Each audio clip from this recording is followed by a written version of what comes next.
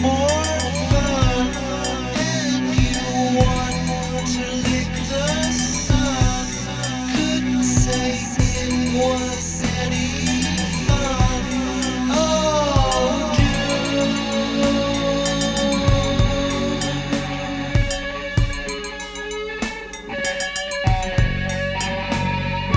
now you're on the couch, you can't even move your fucking head. Tell me that you wish you was dead. Dude, I really don't wish you was dead.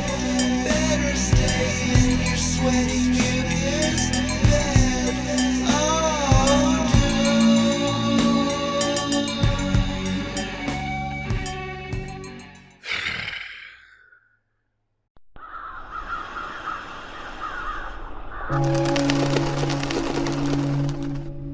If you're looking for black metal these days, Norway has really been dropping the ball for at least a decade and a half, and you want to turn your attention more towards Sweden as well as North American res metal and the Central and South American metal scenes. Be it more regional stylings or traditional native, you really can't go wrong. Similarly, if you are looking into Western video games, you find yourself less and less relying on the tried and true devs and publishers, and more often than not find yourself in the independent scene coming from Poland.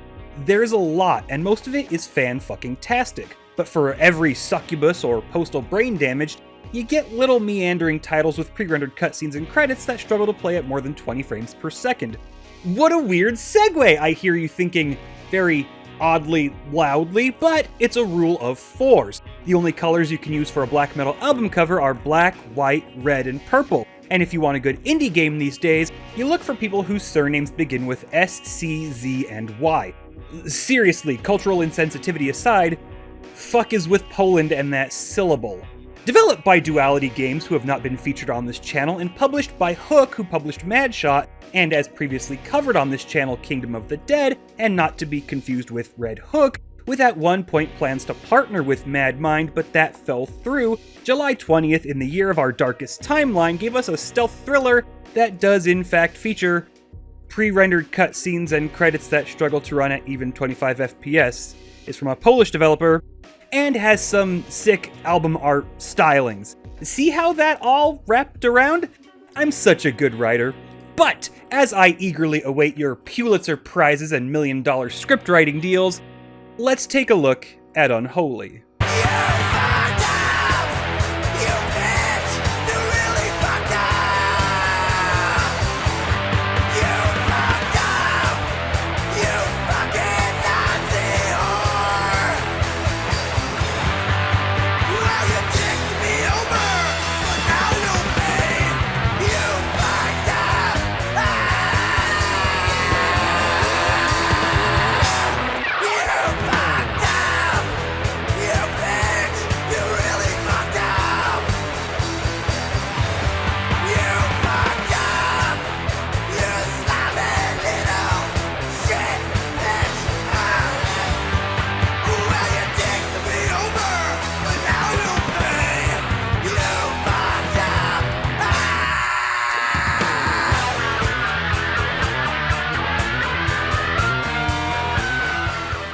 You are Dorothy, or Linda. People call you Dorothy, but people also refer to paintings of you as Linda. Maybe it's one of those super hyphenated Spanish names, like her full name is Dorothy Linda Iglesias Horacio Cruz.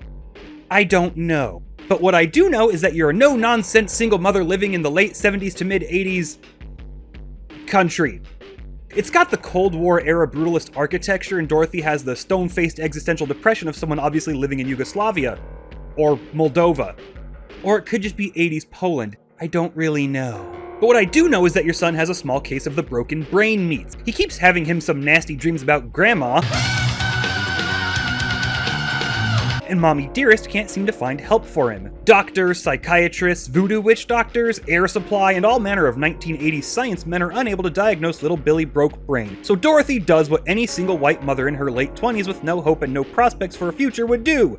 She joins a cult. And that's where we start our little game. Right from the word go, our boy is already missing, and Dingle Dongle decides to disrupt the daily drudgery of the cult when she finds her son is being sacrificed. And then I stopped paying attention for like 5 seconds, and then everything is on fire, and then several months later, shit's just there. So Dingus Magoo goes back to her little apartment where she lived or something and collects herself some shit to throw into a bowl, fill with vodka, set on fire, and inhale the toxic fumes. No, seriously, human hair, a Polaroid with all of its chemicals, I'm pretty sure some lead paint got in there, and this bitch just lights it all on fire and takes a big ol' whiff, which, luckily for her, rather than giving her severe brain and nerve damage, transports her to the Eternal City, which looks disturbingly like Detroit. What follows is a happy little nightmare trip through decaying cities and diseased plants that can only lead me to believe that the neurotoxins she keeps inhaling are somewhat of a metaphor for the hallucinations she's having while slowly dying from a gas leak. Seriously, why do people spend so much money to huff computer duster and smoke meth when the forbidden Gatorade inside your fridge and AC unit has the word free in it? Get on my fucking level.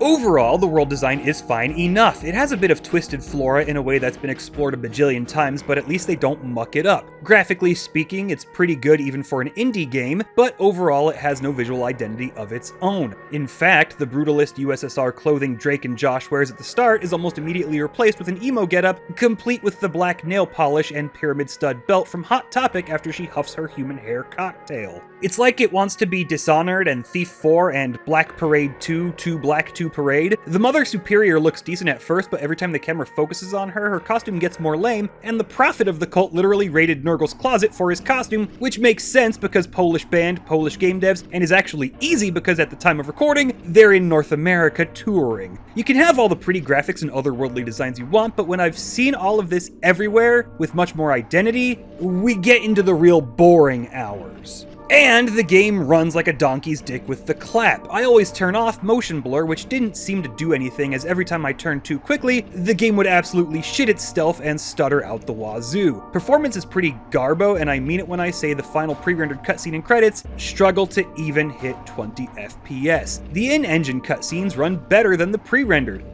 How do you fuck that up? I'm asking for documentation purposes, as I want to send that info to every developer I can, so they know what not to do in the future. Visually, these edibles ain't shit, so I guess we can talk about the quote-unquote thriller aspect, because it's not really a horror game. Your dad was abusive. The cult leader wants to wear your son's skin like Orochimaru. The end. That's the thriller aspect of it. You're constantly given info about how your daddy was a big old meanie pants and family heirlooms keep showing up in the interdimensional Detroit. The infection is creating monsters, but you just have to avoid them. There's no real combat despite having 8 different types of shot for your fucking slingshot, and your best method for dealing with the monsters is running them into traps. That's it. I keep saying stealth, but the game's stealth mechanics would make Metal Gear Solid 1 stealth look innovative by even today's standards. Enemies will patrol, and whether or not they spot you is unfortunately oftentimes left up to chance, with the only way to distract them coming very late in the game. What makes it all even better is that if you get spotted, you can hide in lockers, but this ain't no dad bod dad light, and they're not gonna come ripping you out. So if they actively are chasing you, standing right next to you, about to bludgeon your drug-addled brain pan, and you jump into a locker, they will give up and go back to patrolling after having the little ah shucks gosh and darn it moment. It's shit. It's sad, and it's shit. Not helped by this is the fact that literally everything you do is sluggish. You always feel like you're walking waist deep in water even when sprinting, and poison gas makes you move even slower, which gets really annoying when you have to solve a lengthy puzzle running back and forth through said gas. I felt like I was fighting the game the entire runtime, and that's with turning look sensitivity up. Speaking of which, if you feel the need to play this game, turn off the targeting assist. It drags your reticle onto objects, and where it demands you fire, won't actually register as hitting the thing to break it. Nice. Last on that aspect is the platforming. Your jump gives you this weird boost of speed forward, but you can't really use it for bunny hopping or anything fun. Only time you're ever asked to jump in the game is incredibly close to the end when the game asks you to do it twice. But since every game is Far Cry 3, there are ledges that you have to regularly jump up to, but you of course can only do it where the ropes are hanging over the ledge. We're just hitting all of the highest marks, I promise. So let's go to puzzles. Let's talk about puzzles. They're simple. Super simple, really. Barely even count as puzzles. Go here, activate thing, puzzle solved. There are, however, a few chests with codes on them. However, the codes have a wild card that you have to figure out. They contain 3 dials with symbols on them to match the codes, and they're shit and they suck. One dial turns all 3, one turns 2 of them, one turns itself. Okay, easy peasy. I never actually figured out the first of those chests' codes. Stumbled through it by accident. The second of these chests that I came across, the first thing I did when interacting with it was turn the far right dial once, and turn the far left dial once, and that was it. It opened itself. Literally 2 button presses because I was tired of that shit already, and it just automatically worked. Fucking great! Those chests stop appearing, however, and the game devolves into just distracting enemies and pulling levers. It's not fun! The game from start to finish just feels like I'm piloting a meat mech that hates me through its daily chores. And finally, because we are playing not Corvo here, I guess we'll talk about the masks. There's the Thief 4 Detective Vision, the Gas Mask, and the final one you get just in time to introduce invisible enemies is a mask that lets you see invisible enemies.